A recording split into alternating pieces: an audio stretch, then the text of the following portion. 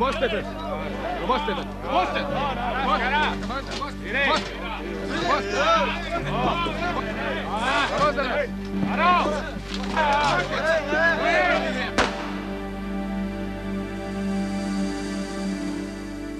Le 8 janvier 1993, alors qu'il se rendait à des négociations sous escorte des Nations Unies, Akija Turajlik, vice-premier ministre de la Bosnie, était assassiné à un poste de contrôle.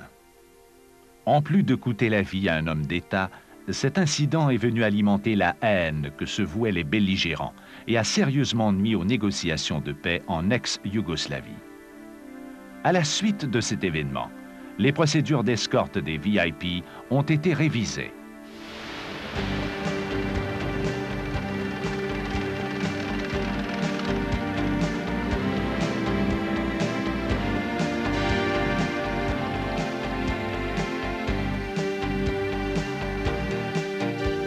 Contrairement aux convois d'escorte de vivres, de matériel ou de combustible, les missions d'escorte de VIP revêtent un caractère névralgique dû à la nature même du personnage véhiculé.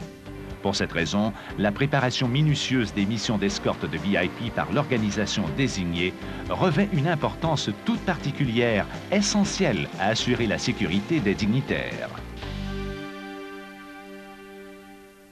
Dès qu'un ordre de tâche est transmis à une organisation, il importe que le chef d'escorte fasse tout en son pouvoir pour obtenir des informations complètes et le plus rapidement possible sur sa nouvelle mission.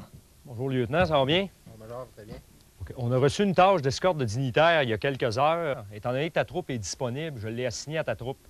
As-tu déjà copié les détails sur le tableau des tâches? Oui, major, c'est déjà fait. Okay. En effet, chaque détail a une importance vitale pour la réussite de la mission et, comme l'a démontré l'expérience des théâtres d'opération, les premières informations transmises peuvent souvent être incomplètes au point de compromettre la sécurité de la mission. Ainsi, une tâche simple en apparence comme l'accompagnement d'un VIP peut se révéler en réalité beaucoup plus complexe que ne le laissent supposer les premières informations transmises. Et malheureusement, comme à l'habitude, les détails qu'on a reçus concernant la tâche sont partiels. Donc, il va falloir que tu contactes l'officier de liaison responsable du secteur de Visoka. Le plus grand nombre de données et l'exactitude des informations sont directement proportionnelles au succès de la mission. Mal informé, le chef d'escorte s'expose non seulement à mal évaluer les ressources nécessaires, mais risque aussi sur le terrain de se retrouver dans des situations imprévues qui mettront en danger la sécurité de la mission.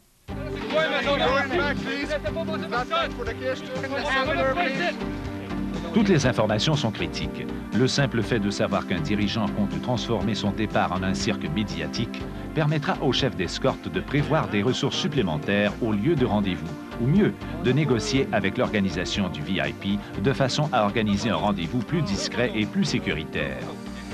Le plus tôt possible, après avoir reçu son ordre de mission, le chef d'escorte devrait se mettre en contact avec l'officier de liaison et faire confirmer tous les détails du transport avec l'organisation du VIP. 9 Cateco à 2-4 heures. 9 Cateco chiffre 4. Bravo. De la même façon, si l'itinéraire prévoit le passage du convoi à un poste de contrôle des forces belligérantes, le chef d'escorte devra obtenir la confirmation des autorisations de passage sans aucune inspection.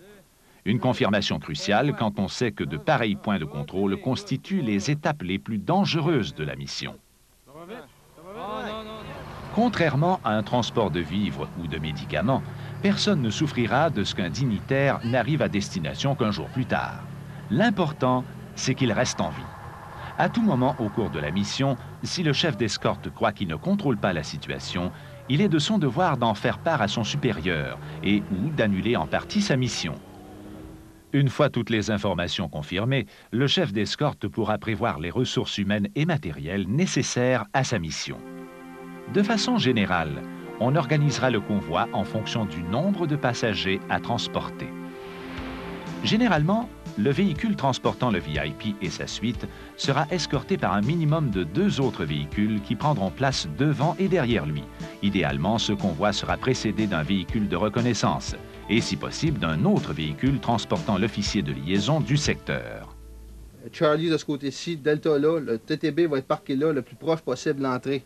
Les gars du groupe de protection, 5 gars, Je veux que le chef Bélanger vous détaille. En plus des équipages de véhicules, le chef d'escorte devra prévoir du personnel de protection immédiate pour le dignitaire. Avant le départ, les véhicules, les armes et les systèmes de communication sont vérifiés.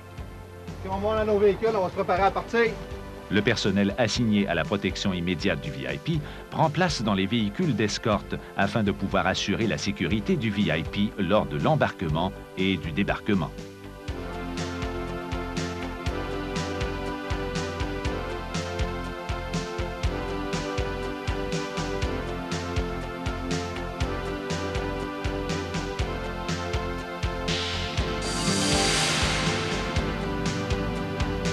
Les points de rendez-vous où sera pris en charge le VIP sont généralement de deux types. Un lieu de rencontre extérieur où le VIP sera transféré à partir d'un véhicule ou un bâtiment, quel qu'il soit, à l'intérieur duquel le VIP attend le convoi. Les deux types de lieux de rendez-vous comportent leurs sources de danger. Alors qu'un point de rendez-vous extérieur est généralement moins contrôlé et exige une reconnaissance plus attentive, un bâtiment isolé ou un immeuble en zone urbaine peut être la cible de tireurs embusqués. Isolé ou en zone urbaine, la procédure du transfert reste la même. Le transport blindé reculera le plus près possible de la porte d'où sortira le VIP. Les véhicules d'escorte adopteront alors une formation visant à créer un bouclier de protection autour du périmètre d'embarquement. Une fois en position, le convoi adoptera une défense tout azimut. Dès que le véhicule de transport du VIP est en position, les véhicules d'escorte se placent à ses côtés. Le personnel du groupe de protection immédiate adopte une formation afin de couvrir tous les angles de tir et les accès à l'aire d'embarquement. Tandis que lors d'une prise en charge dans un lieu extérieur, que ce soit dans un champ ou un croisement de route, le convoi adopte là aussi une position de défense tout azimut afin d'offrir une aire de transbordement sécuritaire contre le tir direct et indirect. Idéalement, le convoi arrive sur le site un certain temps à l'avance pour sécuriser la zone. OK, le VIP s'en vient, portez attention. On va attendre que le couloir soit reculé avant d'ouvrir les portes. Aussitôt que le véhicule du dignitaire est à l'intérieur de l'enclos, le char blindé assigné ferme l'entrée. Le convoi forme alors un paravent à 4 côtés et le personnel de protection immédiate scelle les ouvertures. Dès lors, le VIP peut quitter son véhicule. Le succès de la prise en charge du VIP repose sur la qualité hermétique du réceptacle offert au véhicule du dignitaire.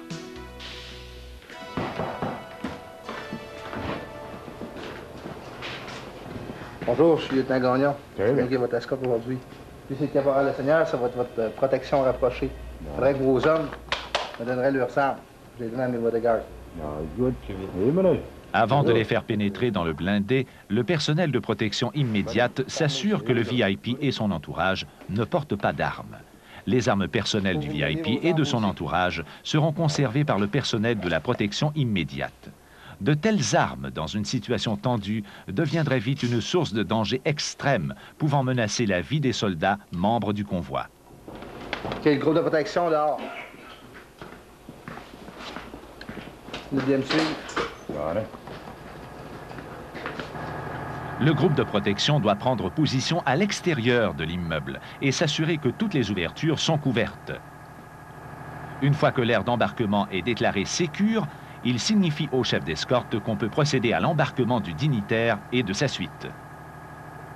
Le garde du corps, assigné par le chef d'escorte, prend place à l'intérieur du véhicule blindé, entre le dignitaire et la porte de combat du véhicule.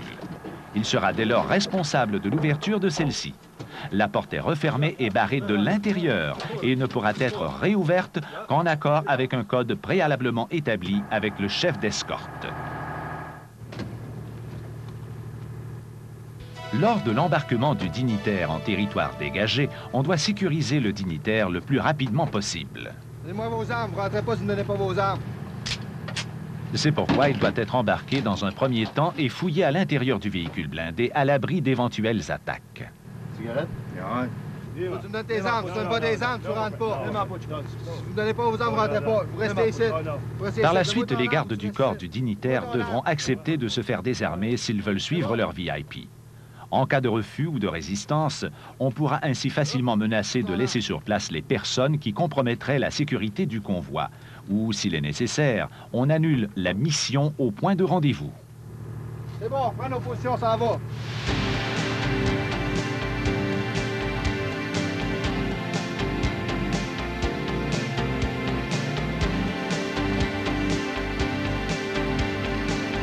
Pendant les déplacements du convoi, on réagira aux imprévus tels les bris mécaniques, les tirs de canardeur ou d'artillerie, les embuscades et les obstacles de la même façon que lors d'un convoi normal.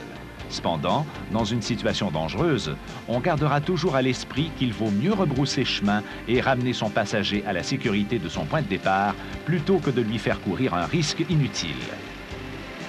Lors d'un itinéraire impliquant la traversée d'une ligne de démarcation, la sortie de la zone d'origine ne pose généralement pas de difficulté. Oh, boy. Tu vois, ça va vite.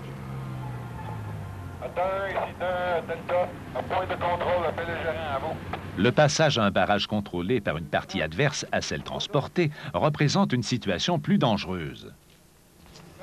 Même si le VIP transporté a reçu l'autorisation de se rendre en territoire adverse pour participer à des négociations, l'organisation parfois anarchique des camps belligérants ne garantit aucunement la sécurité du VIP. Le véhicule de reconnaissance se rend seul jusqu'au barrage et s'arrête à une distance sécuritaire. Son rôle est de confirmer l'autorisation de passage. Aussitôt celle-ci obtenue, il informera le chef d'escorte qui est resté derrière avec le groupe que la voie est libre. Subaltern. Subaltern. Qu'est-ce que c'est? Convoy. Convoy? Convoy. Ah, n'aime pas problème. Même problème.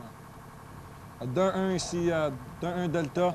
Je viens de parler avec le belligérant. Il n'y a pas de problème. On peut traverser le point de contrôle à vous. Le reste du convoi rejoint donc le véhicule de reconnaissance au barrage afin de le traverser d'un seul bloc. En s'approchant, les véhicules devront se resserrer le plus près possible les uns des autres afin de rendre l'accès difficile.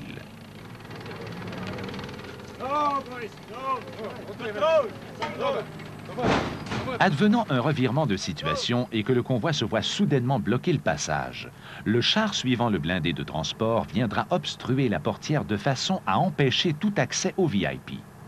Le chef d'escorte devra quitter son véhicule et négocier le passage avec les forces belligérantes. UN, contrôle! No pass. Pas de contrôle. Je suis représentant des Nations Unies. Je sorte un VIP, il n'y aura pas de contrôle qui va être fait sur mes véhicules. Contrôle, UN, contrôle. West, Pas west, de contrôle. Alors, c'est là. Back. Non, ça bouge pas. Ça bouge pas. Pas de contrôle. Contrôle. Pas de contrôle. Va appeler le commandant. Va appeler ton commandant. Pas de contrôle. On a l'accord passé ici. Pas de commandant. Quel que soit le niveau d'opposition rencontré, le chef d'escorte se doit de refuser la vérification de ses passagers et même de dévoiler leur identité. Si on persiste à lui refuser le passage, il doit contacter son poste de commandement et obtenir l'assistance d'un officier de liaison qui contactera le PC factionnaire et tentera de faire respecter les accords conclus. En cas de refus total, il se doit de rebrousser chemin et de ramener son passager en territoire sécuritaire. Dans le cas où on lui refuserait de repartir et où on tenterait de l'immobiliser au point de contrôle, il devra contacter son quartier général et suivre les procédures prévues en cas de situation critique.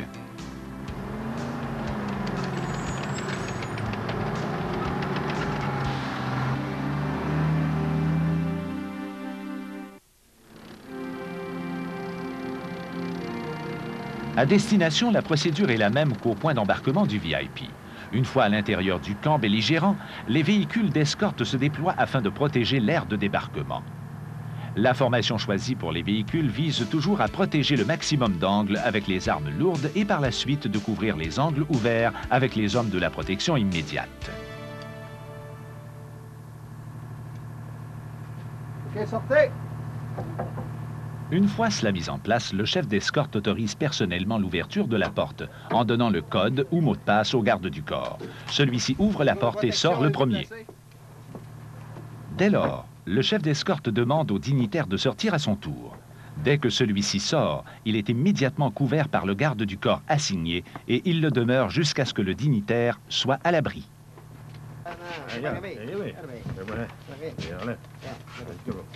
Une fois les passagers pris en charge par les responsables du lieu de rendez-vous, la mission d'escorte est considérée remplie. Le retour des passagers vers leur point de départ faisant habituellement l'objet d'une autre mission. Même s'il ne transporte personne au retour, le chef d'escorte devra faire respecter son immunité lors du franchissement des points de contrôle. Tiens, bonjour, lieutenant, ça va? De retour à son quartier général, le chef d'escorte devra donner son compte-rendu verbal, puis compléter un rapport de mission écrit détaillé. Même s'il a réussi sa tâche sans incident majeur, il se doit de rapporter le déroulement complet de sa mission et de souligner tous les accros rencontrés, même ceux qui semblent mineurs.